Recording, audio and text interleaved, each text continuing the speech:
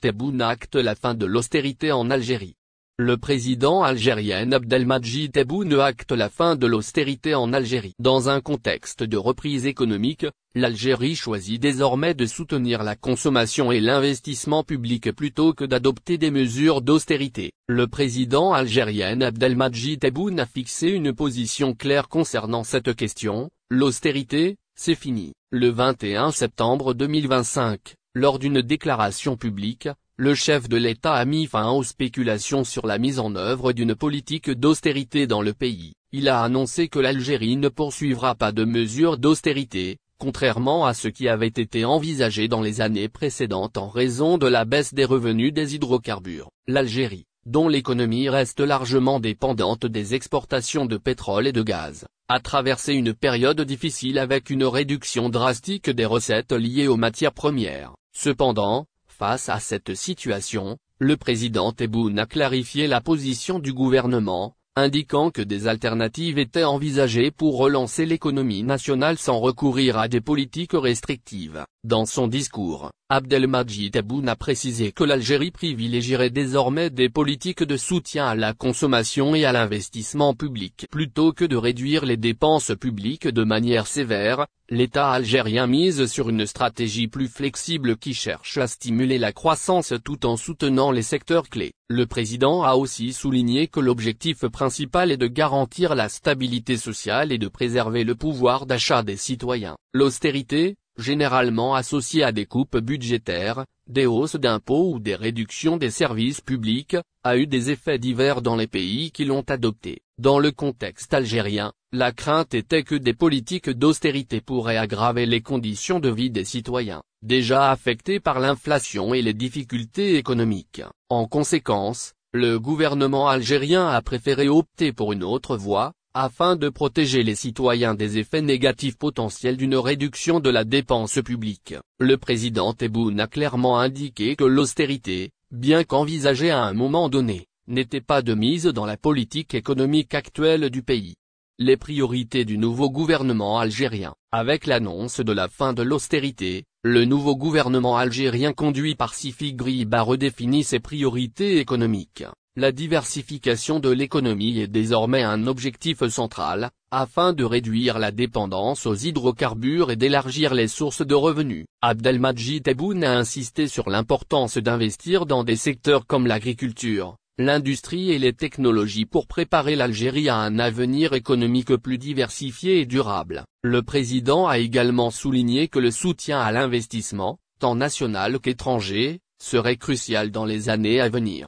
Selon lui, un environnement propice à l'investissement est un levier essentiel pour dynamiser l'économie. Il a par ailleurs précisé que des réformes structurelles seraient mises en place pour favoriser un meilleur climat des affaires, encourager la compétitivité du secteur privé et simplifier l'accès des entreprises aux ressources nécessaires. Les mesures concrètes à venir, en dépit de l'abandon de l'austérité, Abdelmadjid Tebboune a fait savoir que le gouvernement continuera de mener des réformes pour moderniser l'économie du pays. Parmi les mesures envisagées figure la réduction des subventions inefficaces et l'optimisation des dépenses publiques dans certains domaines. Ces réformes visent à assurer une meilleure gestion des finances publiques sans recourir à des politiques d'austérité qui auraient pu nuire à la croissance économique et à la stabilité sociale. Le président a également insisté sur la nécessité de renforcer la gouvernance économique, en promouvant la transparence et en luttant contre la corruption, deux problématiques qui freinent le développement de l'Algérie. Les réformes envisagées devraient être accompagnées d'une modernisation des structures publiques et de l'administration, afin d'améliorer retraite en Algérie, annonce importante du ministère du Travail.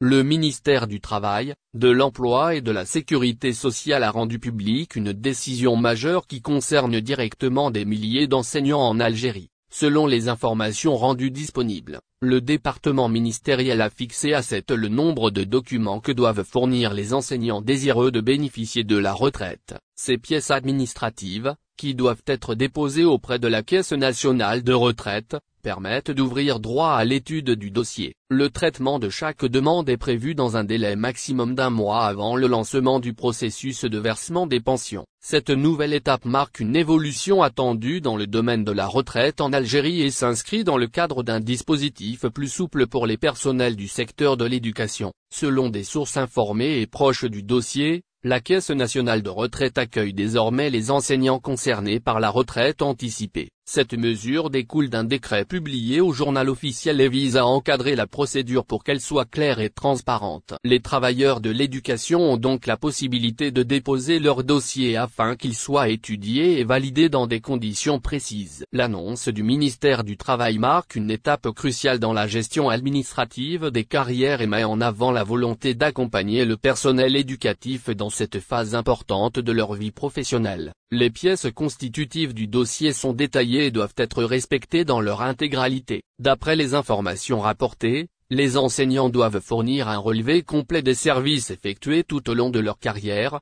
une copie de l'acte de naissance familiale, un relevé d'identité bancaire, RIB, une copie certifiée conforme de la carte d'identité nationale ainsi qu'une demande manuscrite adressée à l'administration pour la mise à la retraite. Ces documents permettent à la Caisse nationale de retraite d'examiner les demandes avec rigueur et de vérifier l'éligibilité des candidats selon les critères en vigueur. Outre ces pièces, la Caisse nationale de retraite exige une condition supplémentaire, considérée comme essentielle pour l'étude du dossier, une durée minimale de service fixée à 15 années. Ce seuil constitue un élément fondamental pour l'ouverture du droit à la retraite anticipée.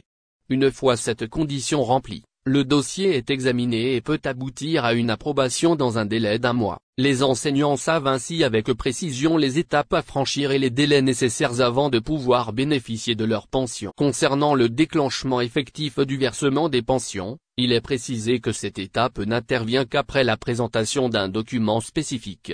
Il s'agit de l'attestation d'arrêt du salaire mensuel et de radiation de la liste des employés, indispensable pour activer le paiement de la pension de retraite. Cette formalité garantit que l'enseignant concerné est bien libéré de toute obligation salariale avant de passer au statut de retraité.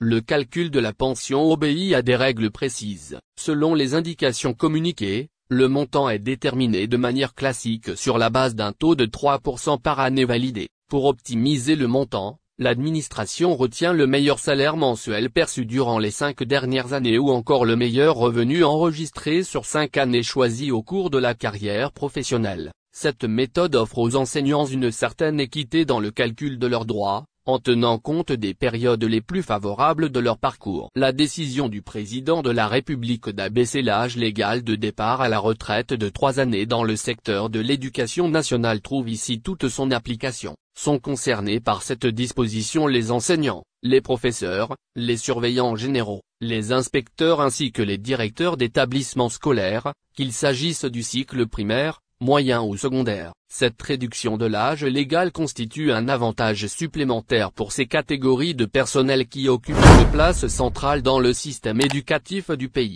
En vertu de l'article 10 de la loi sur la retraite, l'âge de départ est fixé à 60 ans pour les